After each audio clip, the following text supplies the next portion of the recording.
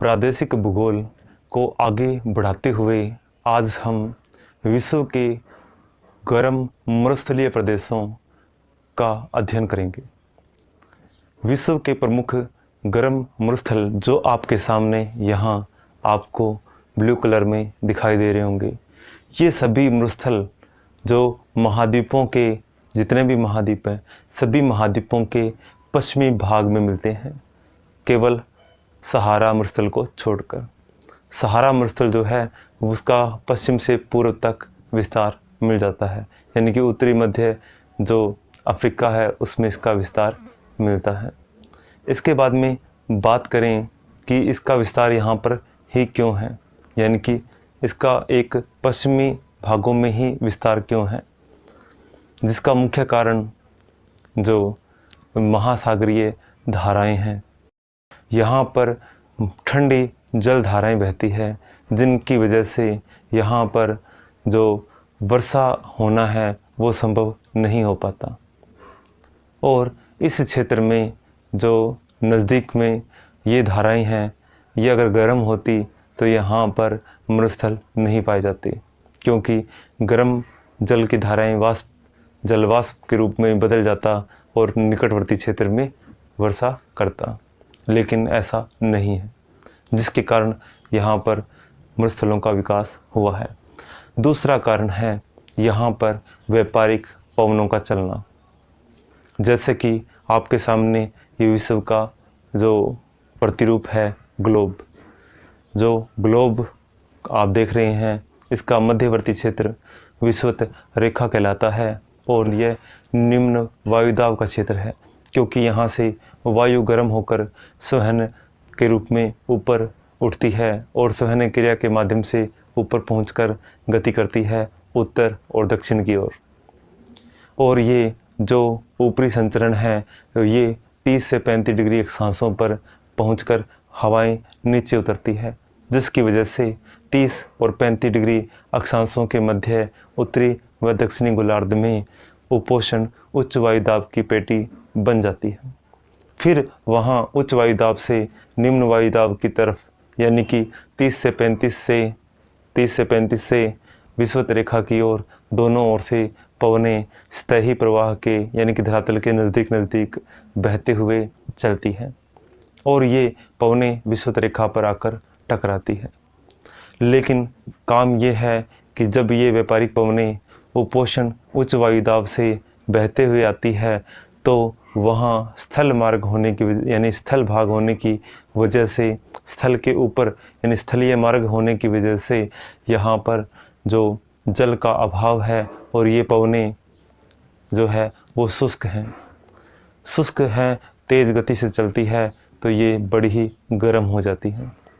इसी गर्म पवनों के माध्यम लगातार गर्मी के कारण और शुष्कता के कारण इन क्षेत्रों में यानी कि 30 से 15 डिग्री अक्षांशों तक के बीच मरुस्थलों का विकास हो जाता है।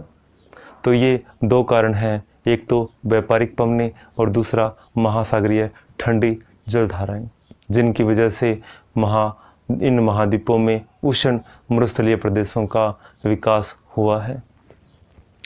अब अपने बात करते हैं कि ये मरुस्थलीय प्रदेश यानी कि इसे संघर्ष और कठिनाइयों का प्रदेश कहा जाता है। संघर्ष और कठिनाइयों का प्रदेश इसलिए कहा जाता है क्योंकि यहाँ जल और भोजन का अभाव रहता है और यहाँ पर जीवन जीने लायक जो परिस्थितियाँ हैं वो नहीं मिलती हैं। अब बात करते हैं तो उष्ण मरुस्थलीय प्रदेशों की, जो कि हमारे विश्व में इनका कहाँ कहाँ पर विस्तार है और इन्हें किन किन नामों से जाना जाता है। तो अपने सबसे पहले बात करेंगे 15 से 30 डिग्री अक्षांशों के अंदर उत्तरी गोलार्ध के अंदर सबसे बड़ा मरुस्थल है सहारा मरुस्थल। ये सबसे बड़ा मरुस्थल है और साथ में सबसे गर्म मरुस्थल भी है। विश्व का सबसे गर्म स्थान लीबिया में अल अजीजिया यानी अजीजिया नामक स्थान है, जहाँ पर 58 डिग्री से भी ऊपर तापमान पाया जाता है। लेकिन अब फ़िलहाल जो है वो यूएसए की जो अमेरिका की मृत घाटी जो है उसको अधिक तापमान वाला 2013 के बाद में माना जाने लगा है।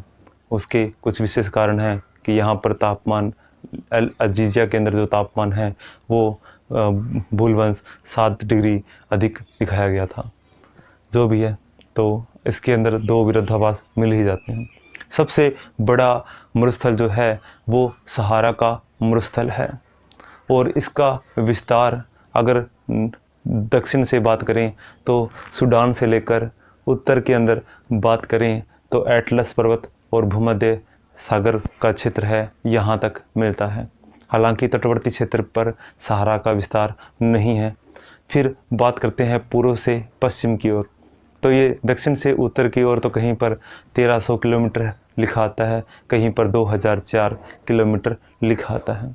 लेकिन अगर पूर्व से पश्चिम विस्तार बात करें तो ये लाल सागर से लेकर इधर अंध महासागर तक पाया जाता है, यानी कि इसके मध्यवर्ती क्षेत्र में मिलता है। इसकी कुल लंबाई यहाँ से 5600 किलोमीटर मिलती है। अब बात करें इसका कुल क्षेत्रफल जो हमेशा वर्ग किलोमीटर में निकाला जाता है, तो इसे हम 90 तो कहीं 92 लाख वर्ग किलोमीटर मिलता है। इसके विस्तार के अंदर ये समस्या आती है कि मरुस्थलीय क्षेत्र जहाँ पर भी विस्तार या क्षेत्रफल की बात करें, इस मिट्टी का लगातार फैलाव होता है, तो इसका क्षेत्र जो है वो लगातार बढ़ रहा है। अब बात करते हैं कि यहाँ पर कौन कौन से देश मिलते हैं। तो इस तरफ से देखें तो मिस्र के बाद में लीबिया, अल्जीरिया, ट्यूनीशिया, फिर मोरक्को, फिर बात करें तो माली, चाड, मार्टिनिया, नाइजर, सूडान है, चाड है, और इसके बाद में देखें तो इरिट्रिया और उसके सोमालिया और उसी के पास में इथोपिया भी शामिल है। तो यानी लगभग 12-13 देशों में इसका अफ्रीका के विस्तार है। अब बात करते हैं कि इसके बाद में कौन सा मरुस्थल है, तो इसी का विस्तार माना जाता है पूर्व की ओर, नाम है अरब का मरुस्थल। अरब का मरुस्थल मुख्य रूप से सऊदी अरब वाले क्षेत्र में है और निकटवर्ती देशों में भी है। यमन और ओमान जो तटवर्ती क्षेत्र हैं, इनमें तटवर्ती क्षेत्रों में इसका विस्तार कम मिलता है, लेकिन फिर भी यमन से लेकर फारस की खाड़ी के मध्य ये मिलता है और ओमान से लेकर जॉर्डन के मध्य ये मिलता है। तो इसका मध्यवर्ती क्षेत्र जो है वो रब अल खाली के नाम से जान सकते हैं। इसके बाद में इसी का विस्तार जो है अगर माने तो ये अपने भारत और पाकिस्तान के मध्य थार का मरुस्थल ये पश्चिम यानी कि राजस्थान के अंदर पाया जाता है, पंजाब गुजरात के अंदर भी है, लेकिन इसका अधिकतर विस्तार राजस्थान और फिर अगर इसकी पाकिस्तान की बात करें तो पाकिस्तान में पंजाब और सिंध प्रांत जो है यानी सिंधु घाटी का मध्यवर्ती और निचला क्षेत्र जो है वहाँ इसका विस्तार मिलता है। ये थार का मरुस्थल सबसे विश्व में घना बसा मरुस्थलीय क्षेत्र है। इसके बाद में बात करें अमेरिका की, तो उत्तरी अमेरिका के अंदर ऊपर कैलिफोर्निया का जो दक्षिणी क्षेत्र है उसमें एरिजोना में मिलता है, उसी के पास कोलोराडो और फिर मोजावे, और फिर नीचे की तरफ मेक्सिको और इसकी सीमा पर यूएसए की सीमा पर सोनारना मरुस्थल मिल जाता है। इसके बाद में दक्षिणी गोलार्ध में बात करें तो दक्षिणी गोलार्ध के अंदर दक्षिणी अमेरिका में सबसे शुष्क मरुस्थल जिसको बोला जाता है नाम है अटाकामा मरुस्थल। यह पेरू और चिली यानी उत्तरी चिली के अंदर विस्तार है इसका, और ये विश्व का सबसे शुष्क मरुस्थल है। ये एंडीज के पश्चिम में फैला है। अब बात करते हैं इसी यानी मकर रेखा के सामने, तो ये अफ्रीका का दक्षिणी तट, तो इसके अंदर यहाँ दक्षिण पश्चिमी तट पर भी एक ठंडी जलधारा के कारण एक मरुस्थल का विकास हुआ है, नाम है कालाहारी मरुस्थल। कालाहारी मरुस्थल जो बोत्सवाना, नामीबिया और दक्षिणी अफ्रीका के कुछ क्षेत्र में फैला हुआ है, इसका मुख्य विस्तार बोत्सवाना में ही मिलता है। इसके बाद में बात करें ऑस्ट्रेलिया की, ऑस्ट्रेलिया के उत्तर पश्चिम में भी एक विशाल मरुस्थल है, जिसको हम 3 भागों में बांट दें तो सबसे उत्तरी भाग के अंदर ग्रेट सैंडी और तैमानी आता है, और इसके मध्यवर्ती में गिब्सन और सिम्पसन का नाम आता है। इसके दक्षिण में जो है वो विक्टोरिया मरुस्थल पाया जाता है। तो ऑस्ट्रेलिया का भी काफ़ी अधिकतर क्षेत्र मरुस्थलीय ही है। और जब हम इन मरुस्थलों की बात करेंगे या विश्व के प्रदेशों की बात करेंगे, कोई भी देश आ जाए या कोई विशेष समांगता वाला प्रदेश आ जाए, तो अपने उसको जो तरीका एक ही रहेगा, हमें हमेशा पॉइंट हमारे एक जैसे ही रहेंगे, थोड़ा बहुत परिवर्तन हो सकता है। अगर मैं आपको आसानी के लिए बता दूं तो सबसे पहले उस क्षेत्र की हम क्या करेंगे, स्थिति ज्ञात करेंगे, यानी कि अक्षांश देशांतरी स्थिति कितनी है, निकटवर्ती देशों में कहाँ कहाँ तक ये फैला हुआ है। इसके बाद में अगर बात करें धरातलीय स्वरूप की, यानी पर्वतीय है, पठारी है, मरुस्थलीय क्या है ये। इसके बाद में बात करेंगे तो हम वहाँ की भूगर्भीय संरचना की, यानी चट्टानों की बात कर सकते हैं अगर करना हो तो। इसके बाद में वहाँ का महत्वपूर्ण पॉइंट आता है हमारा जलवायु। जलवायु के अंदर तापमान और वर्षा की बात करेंगे। फिर इसके बाद में जलवायु का इफेक्ट पड़ता है वहाँ की वनस्पति पे, वनस्पति पॉइंट होगा और उसका चर्चा करेंगे। वनस्पति के अंदर जीव जंतु, यानी हमारे जो जंगली जानवर है और जीव हैं, उनकी चर्चा करते हैं, जीव जंतु लिख सकते हो। अगर इनकी बात करें, वनस्पति का इफेक्ट किस पे, प्रभाव किस पे पड़ता है, मृदा पे पड़ता है, तो हम वहाँ की मृदा की बात करेंगे। मृदा का प्रभाव किस पे पड़ता है, कृषि पे पड़ता है, तो अगला पॉइंट हमारा वहाँ की कृषि होगी।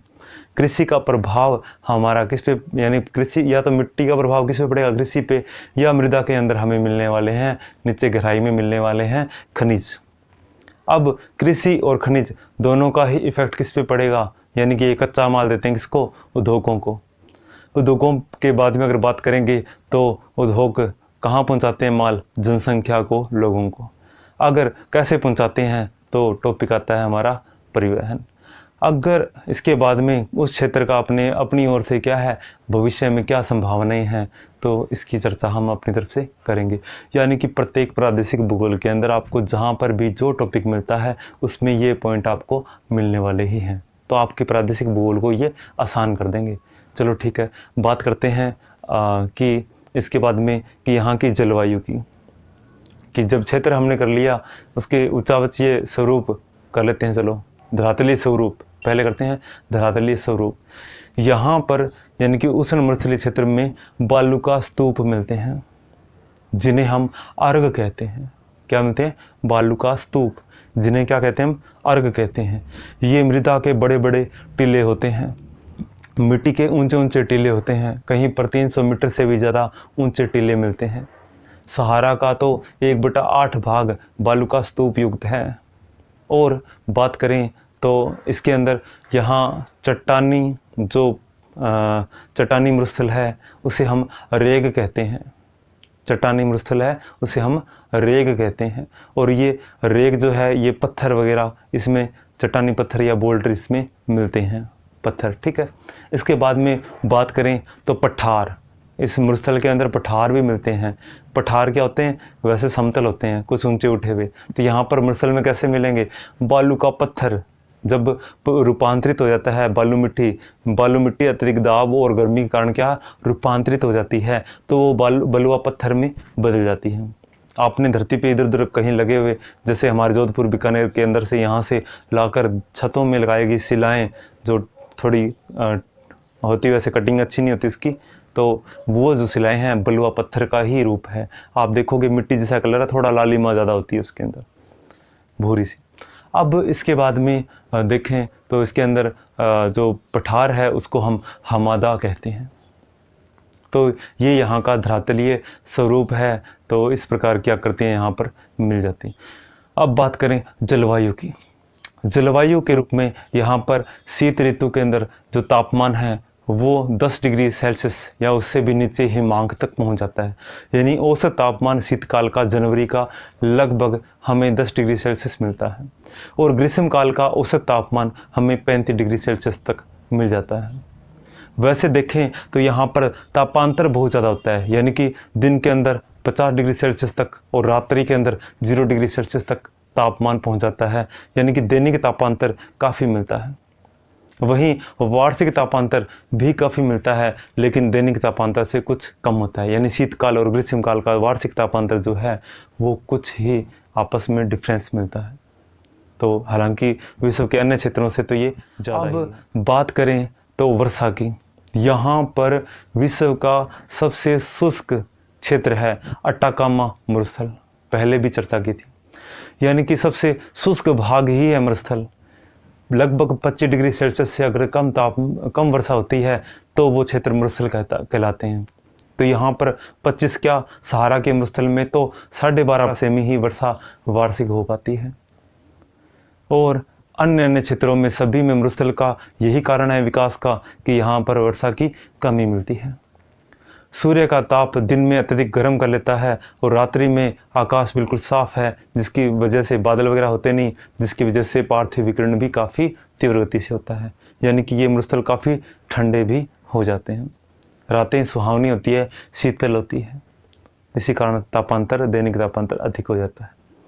अब बात करें इसके बाद में कि यहाँ पर जो है ग्रीष्मकाल के अंदर पवनें चलती है, जो धूल भरी आंधियाँ वगैरह भी अपने साथ लाती है, यानी धूल को उड़ाकर अपने साथ लाती है, तो यहाँ दृश्यता बहुत कम हो जाती है। अब जलवायु के बाद में बात करते हैं अपने वहाँ की वनस्पति की। वनस्पति के रूप में यहाँ पर जीरोफाइट वनस्पति मिलती है, यानी शून्य से लड़ने वाली वनस्पति। यहाँ पर जो जल की कमी है, जिसकी वजह से वनस्पति मिलती ही नहीं है। कहीं कहीं अगर जल कुछ मात्रा में मिल जाता है तो वहाँ पर नमी के कारण वो झाड़ियाँ या कुछ छोटे वृक्ष जो हैं वो उग आते हैं, लेकिन उनकी भी विशेषता कुछ अलग होती है। वो वृक्ष कंटीले होते हैं, उनकी शाखाएं मोटी होती है, तना मोटा होता है, उनकी खोल ऊपर जो है वो भी काफ़ी मोटा होता है ताकि जल को अपने आप में संजोए रख सके। पत्तियाँ चमकदार होती है, छोटी होती है, ताकि वाष्पीकरण या सूर्य का ताप का प्रभाव उस पर कम पड़े। तो ये इनकी जड़ें बहुत गहरी होती है ताकि जल को गहराई से भी जल को प्राप्त कर सकें। इसके बाद में देखें तो इन मरुस्थल को, वनस्पति को मरुद्भिद कहते हैं, जीरोफाइट कहते हैं, शून्य से लड़ने वाली वनस्पति है। और ये जो वनस्पति है इनमें बबूल, जिसको हम स्थानीय भाषा में तो किकरी कह लेते हैं, तो बबूल, इसके अलावा कैक्टस, जो मरुस्थलीय प्रदेशों में कांटेदार, यानी कि लंबाई के अंदर आपने देखा होगा, कुछ डिस्कवरी वगैरह पे देखा होगा कि लंबाई में फिर ऊपर से गोल कांटे होते हैं, फिर इसके पास में और दो तीन शाखाएं निकली होती है ऊपर की तरफ जस्ट सीधी, तो वो कैक्टस कहलाते हैं। इसके अलावा देखें तो यहाँ पर झाड़ियाँ और यही जो छोटी वनस्पतियाँ मिल जाती है, जो अपने आप को इस मरुस्थल की अंदर जीवन दिए हुए हैं। वनस्पति के बाद में बात करें तो जीव जंतुओं की। जीव जंतुओं के रूप में यहाँ पर ऊंट जैसे जीव पाए जाते हैं। इनकी हाइट काफ़ी होती है और ये काफ़ी दिनों तक जो जल को, मैंने अपने आप के अंदर एक शरीर में एक थैली होती है जिसमें जल को स्टोर करते हैं, काफ़ी दिनों तक, एक हफ्ते तक ये बिना पानी के रह जाते हैं। इनके कुब्बड़ में चर्बी होती है जिसको ये जो है वो भोजन के रूप में इस्तेमाल करके कुछ दिन तक जीवित रह सकते हैं। यहाँ पर भेड़ बकरियाँ मिलती हैं और इनके अलावा कुछ क्षेत्रों में आजकल घोड़े और अन्य जो जीव मिलते हैं। इनमें कुछ ऐसे ही छोटे जीव जैसे दीमक, चींटियाँ और गिलहरी या छिपकली, इस प्रकार के जीव जो हैं यहाँ पर मिल जाते हैं। और यहाँ की अगर मछलियाँ भी है, अगर कुछ क्षेत्र के अंदर क्या है, नदियाँ मिलती है, जिनके नदियों के या कुछ क्षेत्र में अंतःप्रवाह की नदियाँ मिलती हैं। अंतःप्रवाह क्या होता है, यानी कि वहीं से शुरू, वर्षा के कारण नदियाँ शुरू और उसी स्थलीय भाग पर, यानी कि वो एक गहरे गड्ढे में इकट्ठी हो जाती है, उसका जल जो है गहरे गड्ढे में इकट्ठा हो जाता है, यानी सागर में नहीं गिरता या किसी दूसरी नदी में नहीं गिरता, यानी कि इसका जल जब सागर में ना गिरे तो वो आंतरिक प्रवाह की नदियाँ कहलाती है। यानी कि थार की मरुस्थल महत्वपूर्ण नदी तो लूनी है, लेकिन यहाँ की जो आंतरिक प्रवाह की नदी है वो जैसे काकनी है, कांतली, तो ये नदियाँ मिलती हैं। अब बात करें कि यहाँ पर जो मछलियाँ जो है वो भी ग्रीष्म काल के अंदर जल के सूख जाने के कारण धरातल के अंदर यानी मिट्टी के अंदर चली जाती है, जिससे उनका जीवन बच सके, नमी को वहाँ से लेती है कुछ दिन के लिए। अब वनस्पति या जीव जंतुओं की बात करने के बाद में अपने बात करते हैं यहाँ की कृषि की। वैसे यहाँ पर सामान्यतः कृषि नहीं होती। यहाँ के लोग तो घुमक्कड़ जीवन जीते हैं, यानी कि अपने पशुओं को लेकर चराने के लिए यानी पानी और भोजन के तलाश के अंदर ये दूर दूर तक गति यानी चले जाते हैं। लेकिन अब वर्तमान में कुछ जैसे नील नदी का जो क्षेत्र है सहारा के नज़दीक, और या कुछ तालाब वगैरह इनमें बन जाते हैं, वहाँ पर लोग स्थायी जीवन और कृषि करने लगे हैं। कृषि के साथ में ही पशुपालन भी कर रहे हैं, तो ये मिश्रित कृषि कहलाती है। और कृषि के अंदर मुख्य रूप से देखें तो यहाँ पर कपास, गेहूँ, तंबाकू और खजूर मिलते हैं। इसके बाद में बात करें तो अपने को कृषि का जो संबंध है वो मृदा से है। मृदा की बात करें तो यहाँ पर रेगिस्तानी मिट्टी मिलती है। मृदा की बात करें तो यहाँ पर मरुस्थलीय मिट्टी मिलती है। यहाँ पर हल्के रंग की बलुई मिट्टी भी मिलती है, जिसमें वनस्पति यानी कि अंशों की जो कमी मिलती है, ह्यूमस की काफ़ी कम मात्रा पाई जाती है। वैसे इस मिट्टी के अंदर नमकीन यानी नमक की मात्रा काफ़ी होती है, जिसके कारण यहाँ पर कहीं कहीं पर तो नमक का उत्पादन भी होता है, जैसे कि सांबर झील, जैसे कि अमेरिका की साल्ट लेक, ठीक है, इनमें जो है वो नमक का उत्पादन होता है। और बात करें तो यहाँ की जो मिट्टी है इसमें कृषि भी की जा सकती है, ये अनउपजाऊ नहीं है, लेकिन यहाँ पर जल यानी सिंचाई कर दो, सिंचाई की सुविधा हो जाए तो यहाँ पर कृषि का उत्पादन यानी फसलों का उत्पादन और कृषि जो है वो अत्यधिक समृद्ध है, विकसित है, यानी विकास हो सकता है उसका। अब कृषि के बाद में बात करें तो खनिज संसाधन, खनिजों के दृष्टि से देखा जाए तो ये क्षेत्र विकसित नहीं है, यहाँ पर खनन कार्य इतना नहीं हो रहा, लेकिन फिर भी यहाँ पर चिली के अंदर जो प्रसिद्ध चुकिक माता जो खान है वो तांबा उत्पादन के लिए प्रसिद्ध है। ऐसे ही तांबा अटाकामा के अंदर यानी इस चिली के अंदर, और इधर देखें तो अफ्रीका का जो कालाहारी मरुस्थल है वहाँ पर भी, और ऑस्ट्रेलिया के अंदर जो पश्चिमी ऑस्ट्रेलिया का मरुस्थल है उसमें भी तांबे का उत्पादन होता है। इनके अलावा कुछ क्षेत्रों के अंदर सोना, लोहा, चांदी का उत्पादन भी हो जाता है। इसके अलावा देखें तो चिली के अंदर नाइट्रेट का उत्पादन होता है, और चिली ये जो चिली का अटाकामा मरुस्थल है यहाँ पर सोरा जो है वो निकाला जाता है। तो इन क्षेत्रों के अंदर देखें तो उत्तरी गोलार्ध के अंदर देखें तो खनिज तेल, और खनिज तेल के अलावा वहाँ पर गैस यानी कि जो राजस्थान का क्षेत्र है, पश्चिमी राजस्थान का क्षेत्र है, वहाँ खनिज तेल और गैस के भंडार भी मिल रहे हैं। तो इसके अलावा देखें तो अरब का आपने क्षेत्र सुना होगा, यहाँ पर तेल के कुएं हैं, यानी कि खनिज तेल जो है वो अत्यधिक मात्रा में यहाँ पाया जाता है।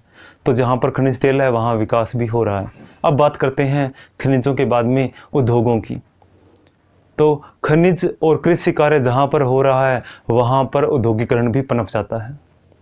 आपने देखा होगा कि जहाँ ये कृषि की जाएगी और जहाँ पर खनिज संसाधन होंगे वहाँ पर कृषि यंत्रों की और मशीनरी की ज़रूरत पड़ेगी। इसके लिए यहाँ पर कृषि यंत्रों का उद्योग लग जाता है, और साथ ही लोहा इस्पात का उद्योग भी लग जाता है। इस क्षेत्र में इनके अलावा तेल जहाँ पर निकाला जाता है वहाँ पर तेल शोधनशालाएँ यानी कि रिफाइनरी भी स्थापित हो जाती है। इनके अलावा यहाँ पर जनसंख्या के लिए जहाँ जनसंख्या का बसावट हो जाती है वहाँ पर अन्य अन्य उद्योग भी पनप जाते हैं। खुला क्षेत्र है, उद्योगों को सस्ता क्षेत्र मिल जाता है। अब बात करते हैं उद्योगों के अलावा परिवहन की। इस क्षेत्र में जब औद्योगिकरण हो चुका है यानी कुछ उद्योग लग चुके हैं, तो यहाँ पर कृषि क्षेत्रों से उद्योगों से बाजार को माल पहुंचाने के लिए परिवहन साधनों का विकास हो रहा है। हालांकि मरुस्थलीय क्षेत्रों में नहीं हो रहा जहां पर जनजीवन नहीं है, लेकिन मरुस्थलीय क्षेत्रों की सीमाओं पर हो रहा है, या उन क्षेत्रों में जहां पर खनन कार्य हो रहा है, कृषि कार्य हो रहा है, उन क्षेत्रों के अंदर जो परिवहन की सुविधा अब धीरे धीरे होने लगी है। यानी कि सड़क मार्ग और रेल मार्ग यहाँ पर जो है वो प्रसिद्ध हैं, यानी कि लंबे और काफ़ी लंबाई के लिए प्रसिद्ध हैं। अब देखें तो इन क्षेत्रों के अंदर जो परिवहन का एक नया साधन जो है ऑस्ट्रेलिया के अंदर मिलता है, कौन सा? वायु परिवहन। लेकिन ये अन्य परिवहनों की अपेक्षा क्या पड़ता है? थोड़ा खर्चीला है। अब ये तो है अपना परिवहन। इसके बाद में बात करते हैं यहाँ की जनसंख्या की या जो मानव संसाधन है उसकी। यहाँ पर प्राय जनसंख्या का अभाव मिलता है, जनसंख्या बहुत ही कम है।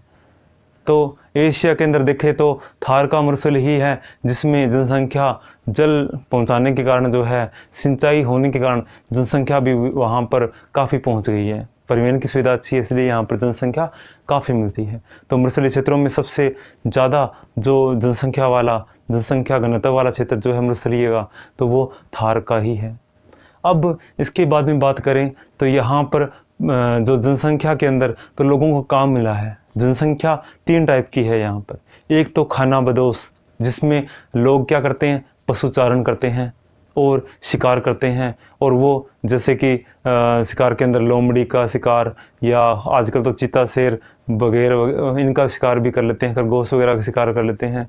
तो इन क्षेत्रों के अंदर जहाँ पर ये मिलते हैं उनका शिकार ये यहाँ के लोग कर लेते हैं। जैसे अब इसके बाद में ये घुमंतू है, यानी कि ये एक क्षेत्र से दूसरे क्षेत्र में अपने पशुओं को चराते हैं। जैसे अरब के बद्दू लोग जो काफ़ी इधर उधर जो है घूम कर अपना जीवन यापन करते हैं। इसके बाद में बात करें तो ऐसा ही जनजातियाँ निवास करती है, जैसे बुशमैन, कालाहारी का बुशमैन, ठीक है। तो ऐसी जनजातियाँ यहाँ पर निवास करती हैं और खानाबदोश जीवन जीती हैं। दूसरी बात करें तो खनन क्षेत्र में काम करने वाले लोग, यहाँ पर जो लोग हैं वो खनन क्षेत्र जहाँ पर खनिज मिलते हैं वहाँ पर खनन का कार्य करते हैं। तो ऐसे क्षेत्रों में मानव जो संभावनाएं हैं वो वहाँ से खनिज को बेचकर, यानी कि अन्य क्षेत्रों में उसका निर्यात करके वहाँ से अपने लिए सभी सुविधाएं जो है वो अपने क्षेत्र में मंगवा लेते हैं। इसके अलावा बात करें तो कृषि क्षेत्र वाले जो मरुधानों में रहने वाले या निवास करने वाले लोग, मरुधानों में निवास करने वाले लोग स्थायी रूप से अपना जीवन जीते हैं और कृषि का उत्पादन करते हैं। और ये वैसे तो कुछ क्षेत्रों में इनका आधार जो है वो मानसूनी वर्षा है अपने यहाँ राजस्थान में, और कुछ क्षेत्रों में जो है ये वर्षा विहीन क्षेत्र हैं, लेकिन नदी का जल जो है उसके माध्यम से या पताल तोड़ कुओं के माध्यम से या जो कहीं पर पोखर वगैरह छोटे तालाब वगैरह मिल जाते हैं वहीं नज़दीक के क्षेत्र में स्थायी जीवन व्यतीत कर रहे हैं। ये लोग वैसे मांसाहारी ही होते हैं अधिकतर। इन क्षेत्रों के अंदर निवास करने वाले जो आदिवासी लोग टाइप जो है वो खानाबदोश जीवन जो जीते हैं वो मांसाहारी होते हैं।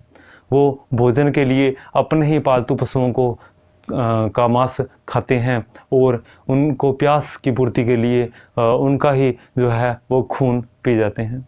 यानी कि अपना जीवन जो है इन कठिन परिस्थितियों के अंदर किस प्रकार जीना है इन्होंने सीख लिया है। लेकिन अब संभावनाओं की बात करते हैं कि वैसे तो ये क्षेत्र जो है संभावनाओं जीवन की अत्यधिक जो सुविधाग्रस्त क्षेत्रों में नहीं आ सकता, क्योंकि यहाँ पर मरुस्थलीय क्षेत्र है जहाँ पर सरकारी योजनाएं बड़ी मुश्किल से ही पहुँच पाती हैं। अगर अपने खनिज क्षेत्रों की बात करें या कृषि वाले क्षेत्रों की बात करें, वहाँ पर जो है वह स्थानीय नज़दीकी गवर्नमेंट जो है सरकार जो है वहाँ के विकास के लिए उन क्षेत्रों में शिक्षा की व्यवस्था और स्वास्थ्य की व्यवस्था, परिवहन की व्यवस्था और अन्य व्यवस्थाएं भी कर रही है, जिसकी वजह से भविष्य के अंदर ये क्षेत्र जो है वो विकासशील ही होकर विकसित होने की संभावना बन जाती है।